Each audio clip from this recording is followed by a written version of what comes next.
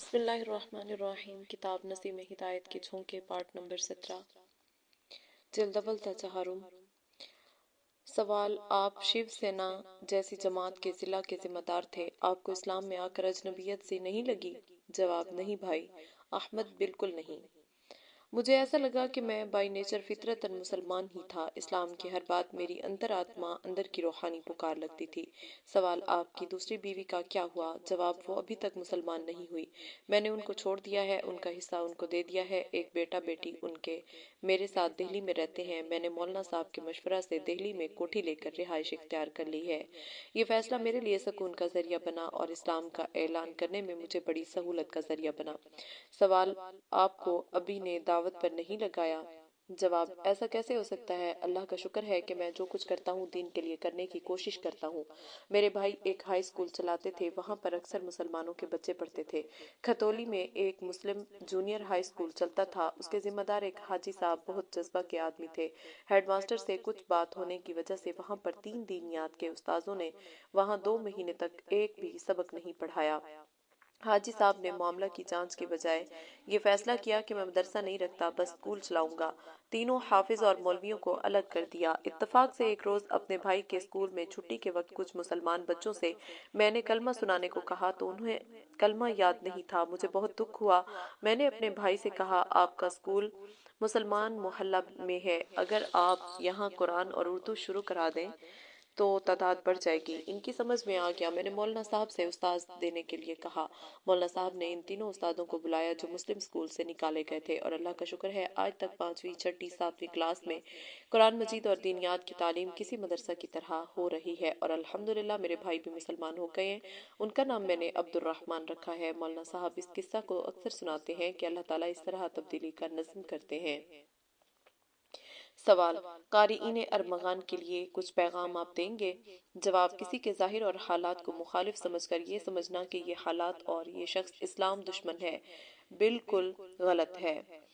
ظاہری طور پر شیو سینا کا ضلعی ذمہ دار کتنے غلط کاموں، سینکڑوں مقدموں میں مبتلا مجھ جیسا اوت آدمی، اسلام کے مخالف حالات میرے لیے بابری مسجد کی شہادت کے بعد حد درجہ نفرت زدہ تھے۔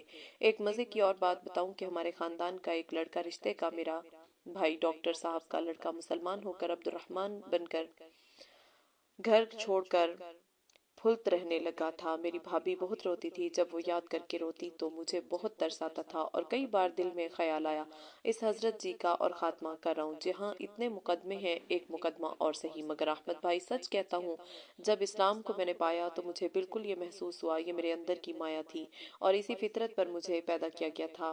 بابری مسجد کی شہادت کے بعد کسی شیو سینا کے ذمہ دار کا مسلمان ہونا کیسا عجیب لگتا ہے، مگر مجھے بالکل عجیب نہیں لگا، نہ مجھے لگا کہ کوئی انہونی فیصلہ ہوا۔ بس یہ بات ہے کہ محبت سے کہنے والا کوئی نہ ملا، اور ہمارے دیش کی کمزوری ہمارے حضرت کے بقول جوش محبت ہے۔ ہر ہتھیار اور ہر حملے کا مقابلہ یہ قوم کر سکتی ہے، مگر محبت کی دھار اس کے دل میں فوراً اتر جاتی ہے۔ مجھے مولانا صاحب کی محبت نے ایسا غلام بنایا کہ رواں رواں اب تک گرفتار ہے۔ صرف محبت اور بے لوث ہمدردی نے مجھ جیسے سخت انسان کو شکار کیا۔ نہ میں نے کوئی چمتکار دیکھا، نہ کوئی دوسری بات ہوئی، صرف اور صرف بے لوث محبت اور ہمدردی میری ہدایت کا ذریعہ بنی۔ پھلت کا ایک نائی جمال الدین جو کھتولی دکان کرتا ہے، 5 سال پہلے 10:30 بجے اس نے مجھے بتایا کہ چودھری صاحب آپ یہاں پھر رہے ہیں۔ مولانا صاحب ایک ہفتہ سے بستر پر پڑے ہیں۔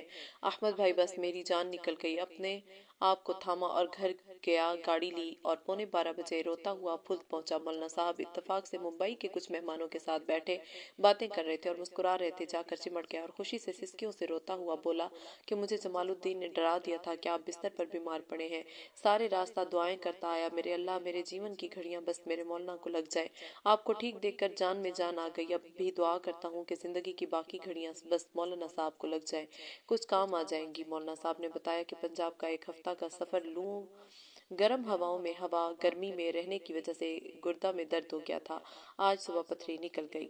ہمارے حضرت سچ کہتے ہیں، یہ ہندوستان کے لوگ بس مریض ہیں، ان کی دشمنیاں سازشیں بس بیماری کی چیخو پکار ہے، ان کی سب بیماریوں کا علاج محبت اور جرأت ہے۔ ارمغان کے قارئین سے بس میری یہ درخواست ہے کہ ان کو وہ حریف نہ سمجھیں بلکہ مریض سمجھیں، اور محبت کی بولی ان کے مرض کا علاج ہے، اور میرے لیے حسن خاتمہ کی دعا کریں۔ سوال: بہت بہت شکریہ چودھری عبداللہ صاحب، جواب: شکریہ تو آپ کا ہے احمد بھائی، مجھے ارمغان کی محفل میں شامل کیا۔ سوال: حسن اتفاق ہے کہ رمضان سے قبل آپ کو اسلام ملا اور رمضان سے قبل آپ کا انٹرویو ارمغان میں آ رہا ہے۔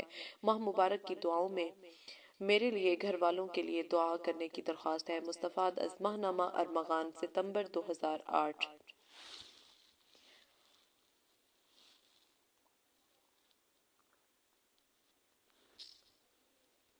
جناب محمد عمر گوتم کی آپ بیتی: میری پیدائش 1964 میں صوبہ یو پی کے فتح پور ضلع کے ایک راجپوت خاندان میں ہوئی۔ یہ خاندان گوتم کے نام سے جانا جاتا ہے۔ والد صاحب کا نام جناب دھن راج سنگھ گوتم صاحب ہے، جو ایک ریٹائرڈ گورنمنٹ آفیسر ہیں۔ کئی سو بیگھے کی کھیتی کے مالک ہیں۔ اللہ نے دنیاوی اعتبار سے بہت نوازا ہے۔ میری ابتدائی تعلیم ہائی اسکول تک کی گاؤں ہی میں ہوئی اور 15 سال کی عمر میں الہ آباد میں اعلیٰ تعلیم کا دور شروع ہوا۔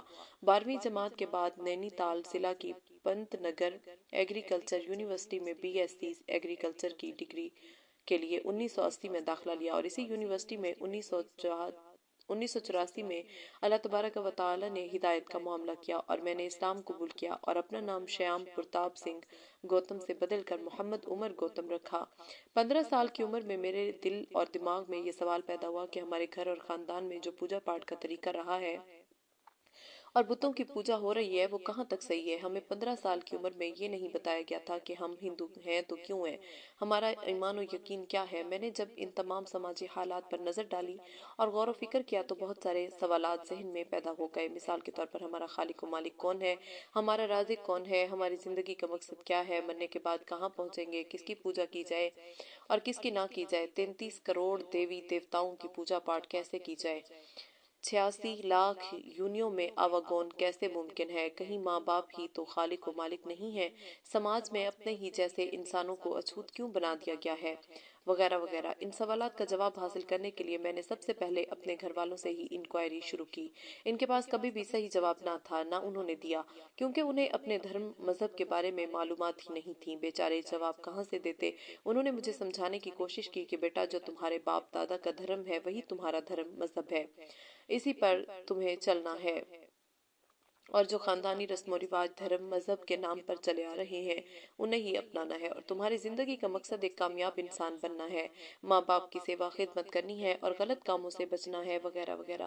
لیکن کبھی بھی یہ بات سامنے نہیں آئی کہ ہندو دھرم مذہب کی جو سب سے پرانی مذہبی کتابیں ہیں جنہیں ویدوں کے نام سے جانا جاتا ہے، ان کی بنیادی تعلیم یہ ہے کہ ایکم برہم دوتیو ناستی، یعنی برہم صرف ایک ہے، دوسرا نہیں ہو سکتا۔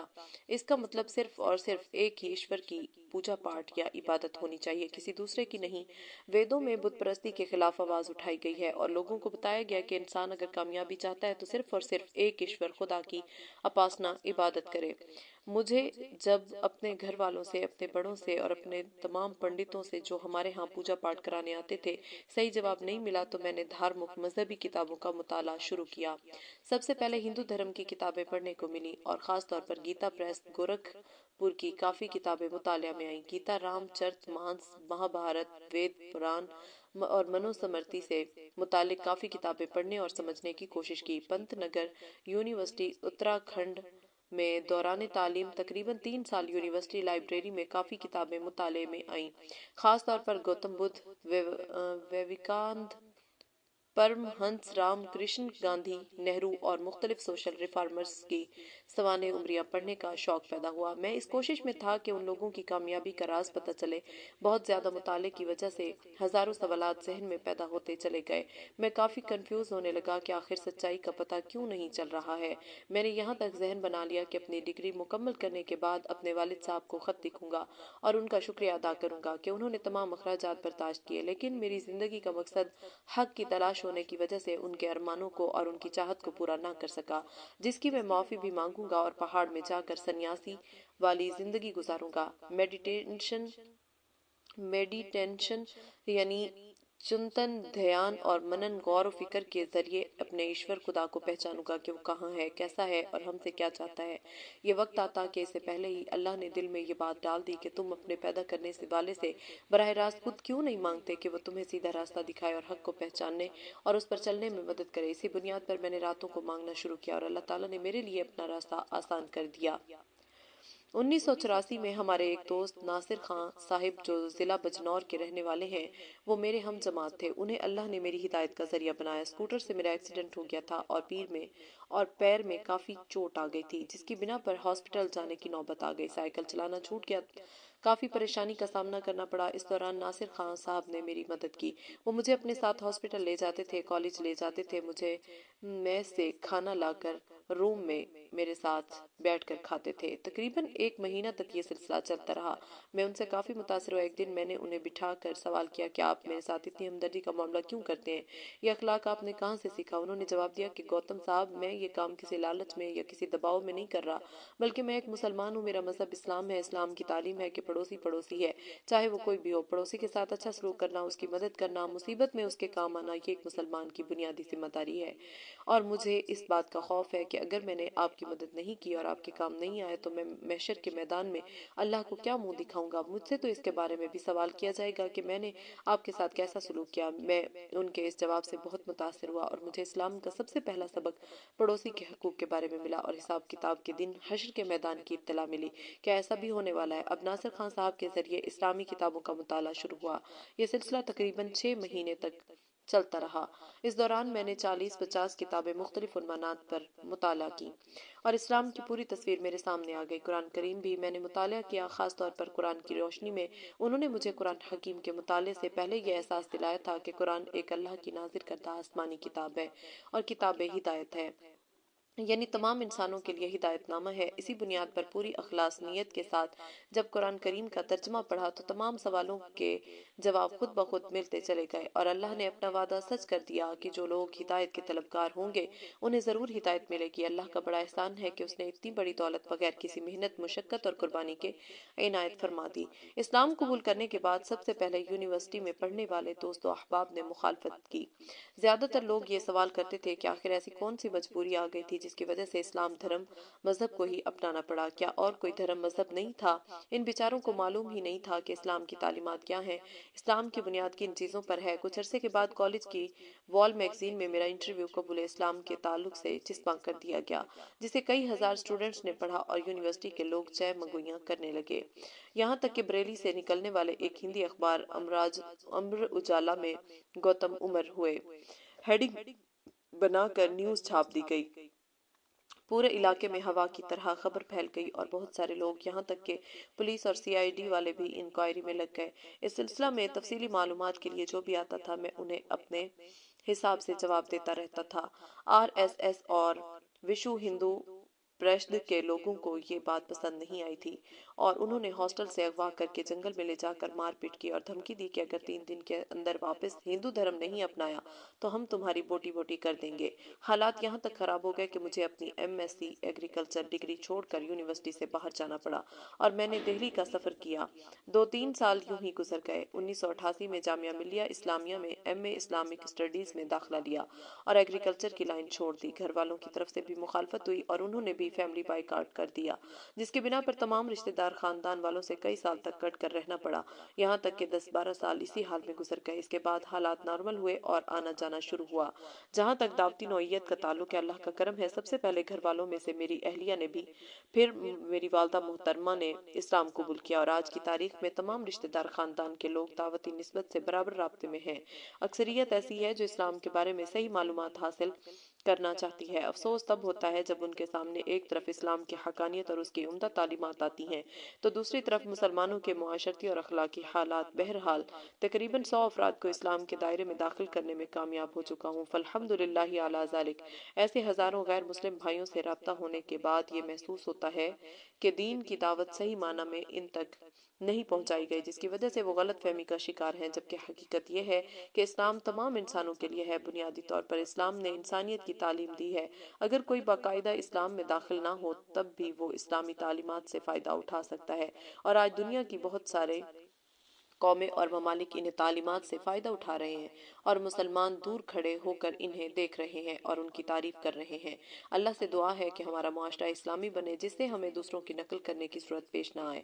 دوسری طرف ایسے بہت سارے لوگ ہیں جنہیں کسی نہ کسی بہانے سے اسلام میں داخل ہونے کا موقع ملا، لیکن اچھی تعلیم و تربیت نہ ملنے کی وجہ سے وہ سماج میں اپنی پہچان نہ بنا سکے، اور اس کمزوری کی وجہ سے مسلمان تو غلط فہمی کا شکار ہوتے ہی ہیں، نئے آنے والے لوگوں کے لیے بھی وہ نمونہ نہیں بن پاتے ہیں۔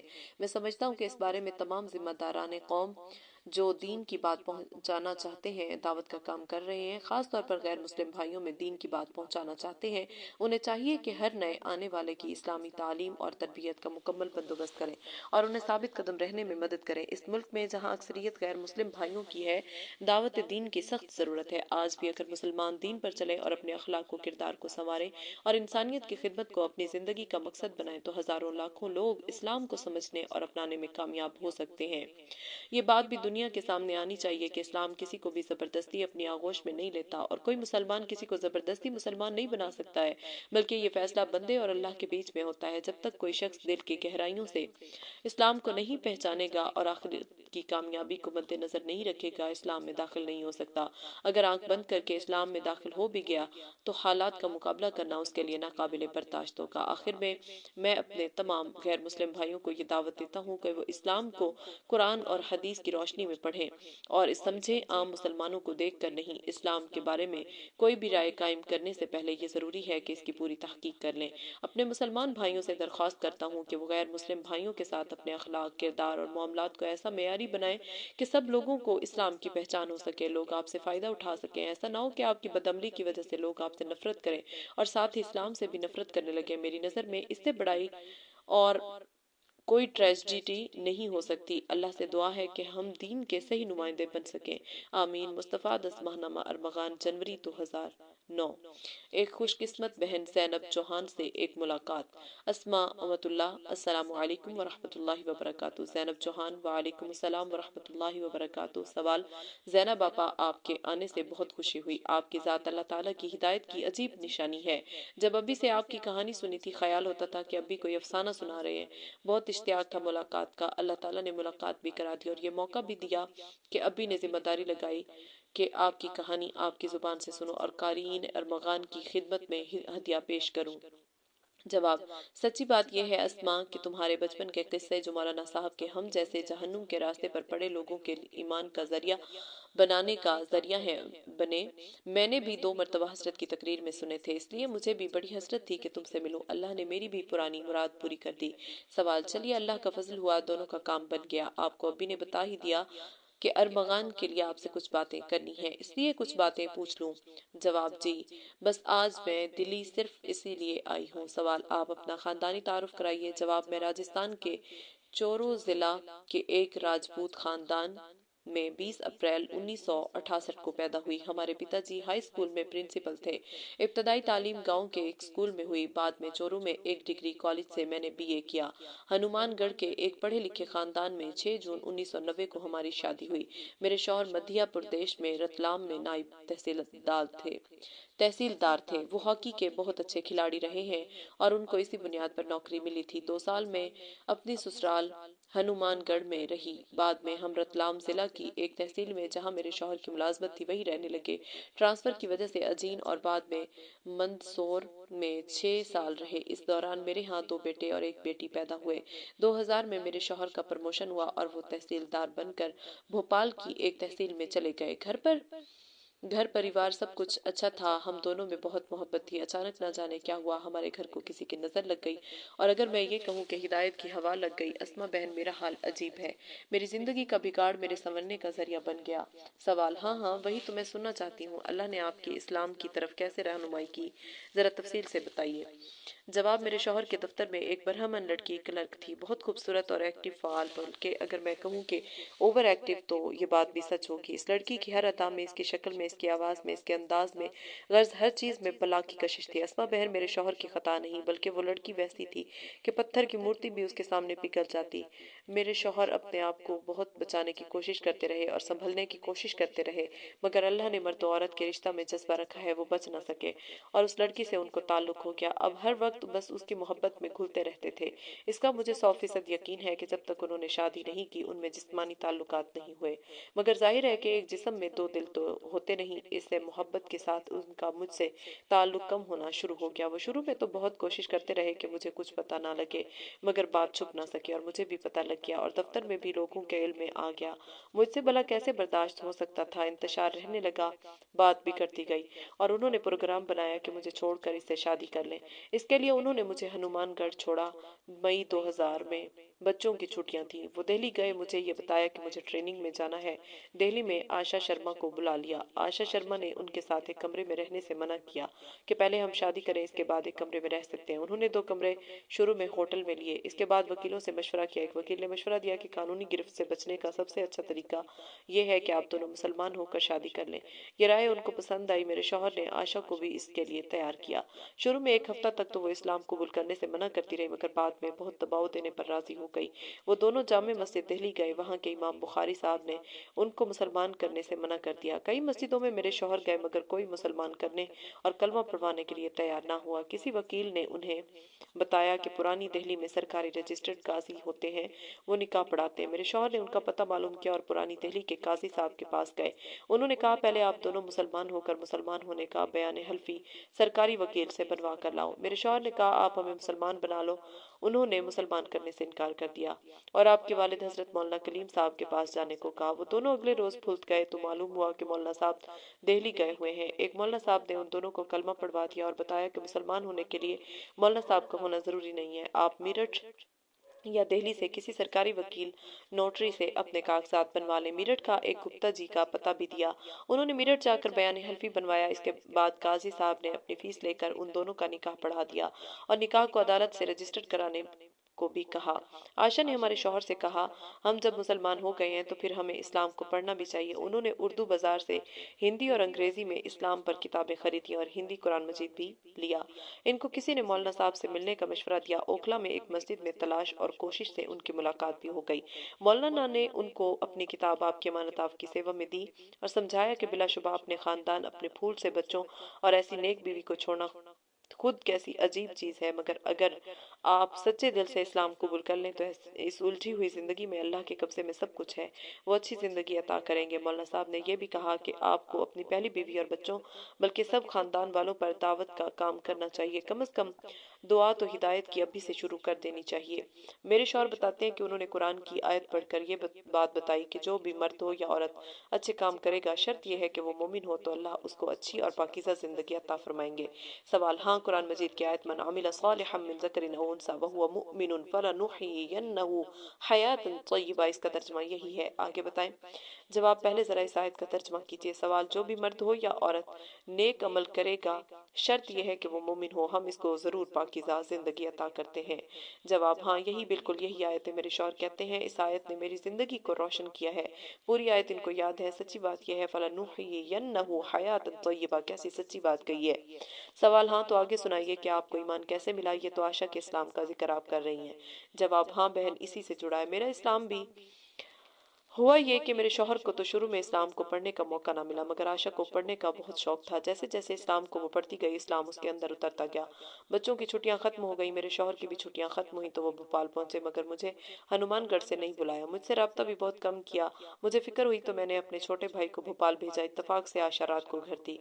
उसका नया इस्लामी नाम आयशा था। मेरे भाई ने मालूम किया कि ये लड़की आपके घर रात में कौन है। उन्होंने कहा, दफ्तर में काम करती है, दफ्तरी काम के लिए बुलाया है। मेरा भाई उनसे बहुत लड़ा। तीसरे रोज मुझे उसने फोन करके बुलाया। मैं अपने पिताजी के साथ भोपाल पहुंची। कई रोज तक झगड़ा चलता रहा। आखिर में उन्होंने वो कागजात कबूल इस्लाम के निकाल कर मेरे सामने रख दिए। मेरे लिए इससे अफसोस और सदमा की क्या बात थी। मेरे वालिद ने वकीलों से मशवरा किया और FIR कराई और अदालत में कई रोज गए। पुलिस आई, उनको गिरफ्तार करके ले गई। कुछ रोज के बाद जमानत तो हो गई, मगर दफ्तर से उनको मुअत्तल कर दिया गया। मेरे घर वाले मेरी मोहब्बत में मेरे शौहर के दुश्मन हो गए। जगह जगह से उन पर मुकदमे चलवाए। जिंदगी उनके लिए मुश्किल से मुश्किल हो गई। आशा इस दौरान इस्लाम को पढ़ती रही और वो बहुत मजहबी मुसलमान बन गई। वो भी सस्पेंड हो गई। घर रहकर उसने कुरान मजीद पढ़ लिया और कुछ मुसलमान औरतों से राब्ता किया। वो इज्तिमा में जाने लगी, पर्दा करने लगी, बुरका मंगवा लिया। मेरे और मेरे घर वालों की तरफ से जब हर दर्जा की मुखालफतें हुई और मेरे ससुराल वाले भी मेरे साथ थे, तो आयशा और मेरे शौहर ने मशवरा से तय किया कि हमें दिल्ली जाकर मौलाना कलीम साहब से मशवरा करना चाहिए। वो दिल्ली पहुंचे पहुंचे मौलाना साहब से आयशा ने कहा, हजरत अल्हम्दुलिल्लाह मुझे तो इस्लाम समझ में आ गया है। मेरे दिल में तो ये आता है कि अगर सारी ज़िंदगी मुझे जेल और मुश्किलात में गुजारनी पड़े और मेरा ईमान सलामत रह जाए तो मरने के बाद की ज़िंदगी में जन्नत बहुत सस्ती मिलेगी। इसलिए मेरे दिल में आता है कि इनकी पहली बीवी ने एक ज़िंदगी उनके साथ गुजारी और बहुत मोहब्बत और खिदमत के साथ गुजारी है। इस बेचारी की क्या खता है, ये अगर उसके साथ जाकर रहना चाहे तो मुझे कोई एतराज़ नहीं, अलबत्ता ये दिल चाहता है कि उनका ईमान बचा रहे, ये उनके साथ जाकर रहे और उनको मुसलमान करने की कोशिश करें। अगर वो मुसलमान हो जाएं तो उनसे निकाह कर लें, मुझे चाहे तलाक दे दें या रखें। इसके लिए ज़रूरी है कि कुछ वक्त जमात में लगा लें ताकि वहां जाकर मुर्तद ना हो। मौलाना साहब ने मेरी राय से इत्तफाक किया, मुझे बहुत शाबाशी दी। फिर मेरे शौहर को इस पर राजी किया और कहा, आप आयशा की बात मान लीजिए, आप 40 रोज जमात में लगाएं, आपकी जिंदगी के सारे मसाइल मुझे उम्मीद है कि इंशाल्लाह जरूर हल हो जाएंगे। वो तैयार हो गए और मौलाना साहब ने निजामुद्दीन से उनको जमात में भेज दिया। गुजरात में उनका वक्त लगा। हैदराबाद की जमात के साथ वक्त बहुत अच्छा लगा। उनको बहुत अच्छे ख्वाब दिखाई दिए और अल्हम्दुलिल्लाह इस्लाम उनके अंदर उतर गया। जमात से वापस आए तो वो आयशा के यहाँ गए। आयशा ने उन्हें हनुमानगढ़ जाकर बात करने को कहा मगर उनकी हिम्मत ना हुई। आयशा खुद एक अच्छी दाइया बन गई थी। उसके बचपन की सहेलियां उसकी कोशिश से मुसलमान हो चुकी थी। आयशा ने मुझे फ़ोन किया कि आप भी मसूद साहब, मेरे शौहर का इस्लामी नाम मसूद है, से कब तक लड़ाई और मुकदमाबाजी करती रहेंगी? आप एक बार 10 मिनट की मेरी बात सुन लीजिए, बस एक रोज़ के लिए भोपाल आ जाइए, मैं उनसे अलग होने को तैयार हूँ। मैंने उसको शुरू में तो बहुत गालियाँ सुनाई मगर उस अल्लाह की बंदी ने हिम्मत ना हारी, बार बार फ़ोन करती रही और जब मैं किसी तरह तैयार ना हुई तो उसने मुझसे ये कहा कि अच्छा फिर हम अपने अल्लाह से कहकर बुलवाएंगे। आयशा बताती थी, इसके बाद उसने 2 रकात सलातुल हाजत पढ़ी और अल्लाह के सामने फरियाद की, मेरे अल्लाह, जब मैं आप पर ईमान लाई हूँ और आप मुझसे मोहब्बत करते हैं तो आप उसके दिल को नरम कर दीजिए और मेरे मौला उसकी हिदायत का फैसला फरमा कर उसको यहाँ भेज दीजिए। इसके बाद तहज्जुद में दुआ करती रही। उस अल्लाह वाली का अल्लाह के साथ अस्मा बहन बहुत नाज का ताल्लुक हो गया था। उसकी दुआएं मेरे गले का फंदा बन गई। 3 दिन के बाद मेरे दिल में MP जाने का तकाजा पैदा हुआ। मैं अपने तीनों बच्चों को छोड़कर अपने भाई के साथ वहां पहुंची। मेरे शौहर की तो मुझसे मिलने की हिम्मत ना हुई। आयशा मेरे पास आई, मुझे इस्लाम कबूल करने को कहा और मुझे समझाया कि इनके साथ यही रहने के लिए एक ही रास्ता है कि आप भी मुसलमान हो जाओ और मुसलमान होकर आपका निकाह दोबारा इनसे होगा। अगर आप इनके साथ मुसलमान होकर रहो तो मैं अलग होने को तैयार हूँ। वो रोकर मेरे पाँव पकड़ती और खुशामद करती रही। मरने के बाद के हालात जहन्नुम की बातें करती रही। इसकी बात मेरे दिल में घुसती चली गई, यहाँ तक कि मेरे दिल में आया कि मैं मुसलमान हो जाऊं। मैंने मुसलमान होने को कह दिया। वो मुझसे सिमट कर खूब रोई और मेरे शौहर को फोन करके बुला लिया। एक औरत को फोन करके उनके शौहर हाफिज साहब को बुलाया। उन्होंने 2 लोगों को मजीद बुलाकर मेहरे फातमी पर मेरा निकाह उनसे पढ़वा दिया। वो अपने कपड़े लेकर मेरा घर छोड़कर चली गई। चंद रोज फातिमा आपा जिनके हाँ इज्तिमा होता था उनके यहाँ रही, फिर एक छोटा मकान किराए पर ले लिया। 1 हफ्ते तक वो थोड़े वक्त के लिए मेरे यहाँ आती और मुझे मुबारकबाद देती, मेरी बलाएं लेती और कहती, ज़ैनब तुम कितनी खुशकिस्मत हो कि अल्लाह ने तुम पर कैसा रहम किया कि तुम्हें ईमान दिया। अब इस ईमान की कदर जब होगी जब तुम इसको पढ़ोगी। वो एक ऐसी लड़की थी जो अब शायद जन्नत में रहती थी, बस उसका जिस्म दुनिया में था मगर उसका दिलो दिमाग और सोच सब जन्नत व आखिरत में रहती थी। वो इस दुनिया को बिल्कुल एक धोखा का घर, एक सफर जानती थी। इसकी बातों में ऐसी सच्चाई और मोहब्बत और खुलूस होता कि वो मुझे दुनिया में अपनी सबसे बड़ी खैर खां दिखाई देने लगी। 1 हफ्ता के बाद एक रोज मुझसे कहा कि अब मैं इस घर में नहीं आऊंगी, अब आप कुछ वक्त के लिए मेरे कमरे पर आया करें। मैं उनके कमरे जाने लगी। अपने शौहर से सारे मुकदमे हमने वापस ले लिए। मैं दफ्तर के वक्त में कई घंटे उसके पास गुजारती। उसने मुझे कुरान मजीद पढ़ाया, उर्दू शुरू कराई। एक रोज सुबह 11 बजे मैं ज़ैनब उस आयशा के पास गई। उसका चेहरा खुशी से चमक रहा था। जुम्मा का दिन था। उसने कहा, एक खुशी की बात सुनाऊं, अब अल्लाह से मिलने के लिए और जन्नत में जाने के लिए मुझे इंतजार नहीं करना पड़ेगा। रात मैंने ख्वाब देखा, हमारे हुजूर तशरीफ लाए और मुझसे फरमाया, आयशा ये दुनिया तो कैद खाना है, तुम कब तक यहाँ रहोगी? पीर के दिन हम तुम्हें जन्नत के लिए लेने आएंगे। ये कहकर बहुत हंसी। बस 3 रोज और हैं ज़ैनब, फिर वहीं मिलेंगे। बहुत इत्मीनान से वहां मजे में साथ रहेंगे। मुझे बहुत अजीब सा लगा। अगले रोज मैं वहां गई तो वो कल की तरह हशाश बशाश थी। मुझे पढ़ाया और मुझसे कहा कि अल्लाह ने हमें ईमान दिया है तो अब हमें दूसरे लोगों की ईमान की दावत देकर दोजख की आग से बचाने की कोशिश करनी चाहिए। इतवार के रोज मैं वहां पहुंची तो मैंने देखा वो चादर ओढ़े हुए है।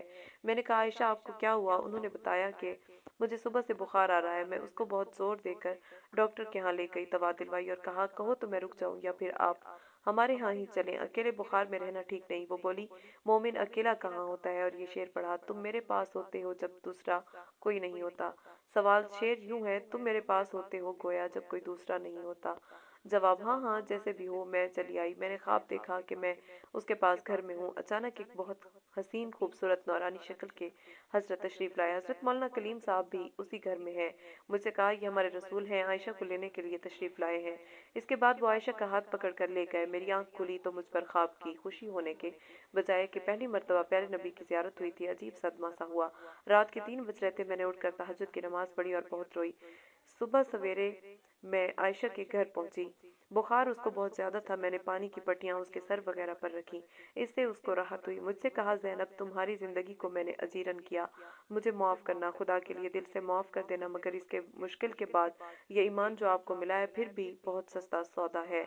बस मेरी आपसे एक आखिरी इल्तिजा है कि तीनों बच्चों को आलिम और दाई बनाना। ये दीन का काम करेंगे तो तुम्हारे मरने के बाद तुम्हारे लिए सवाब का कारखाना लगा रहेगा। मैंने कुछ खाने के लिए कहा तो उन्होंने कहा कि दूध जरा सा पीऊंगी। मेरे नबी ने फरमाया कि दूध अच्छा रिस्क है, पीने और खाने दोनों का काम करता है। मैंने दूध दिया तो गर्म था। बोली, जरा सा ठंडा कर दो, ज्यादा गर्म खाने की हदीस में मुमानत आई है। दूध ठंडा करके दिया, दूध पिया, कमजोरी बढ़ती गई। सर में दर्द की शिकायत की। मैंने गोद में सर रखकर दबाना शुरू किया। सिर के बाद अचानक कहने लगी, लो मेरे नबी तो लेने आ गए। जोर जोर से दुरूद पढ़ने लगी। उठने की कोशिश की मगर हिलने की हिम्मत ना हुई। अचानक कलमा शहादत पड़ा, 2 हिचकियां आई और इंतकाल हो गया। सवाल, फिर इनके कफन दफन का क्या इंतजाम हुआ। जवाब, ना जाने किस तरह फातिमा आपा आ गई। बस उन्होंने सब लोगों को खबर कर दी। न जाने कैसी खुशबू उसके जनाजे से फूट रही थी। घर तो घर मोहल्ला खुशबू से मुअत्तर हो गया। बड़ी तादाद में लोगों ने जनाजा में शिरकत की। सवाल, आपके शौहर का क्या हुआ, क्या उन्होंने उसे तलाक दे दी थी। जवाब, असल में आयशा मेरे शौहर से इसरार करती थी कि ज़ैनब की खुशी के लिए मुझे तलाक दे दो, मगर उन्होंने तलाक नहीं दी थी। उनके इंतकाल का उन पर बहुत असर पड़ा। उनकी जिंदगी बिल्कुल खामोश हो गई। सवाल, और आपको कैसा लगा। जवाब, ये बिल्कुल अजीबो गरीब इत्तेफाक है। सच्ची बात यह है कि एक औरत के लिए सौकन का वजूद जो सबसे बड़ा कांटा होता है। मगर मेरे अल्लाह जानते हैं ये फैसला करना मुश्किल है कि आयशा के इंतकाल का मुझे गम ज्यादा हुआ या मेरे शौहर को। बस मैं इतना जरूर कह सकती हूँ कि अगर कोई मुझसे 100 कस्में देकर ये सवाल करे कि दुनिया में पूरी जिंदगी में मुझे सबसे ज्यादा महबूब कौन है, तो मैं बगैर सोचे समझे ये कहूंगी कि मेरी सबसे महबूब और खैर खा शख्सियत अल्लाह और उसके रसूल के बाद आयशा मरहुमा है। वो जमीन पर एक जिंदा वली थी। अस्मा बहन, सच्ची बात यह है कि मैं अपने शौहर पर उन हालात में जिस कदर रोती थी उससे 100 गुना ज्यादा मुझे आयशा के इंतकाल के सदमा ने रुलाया।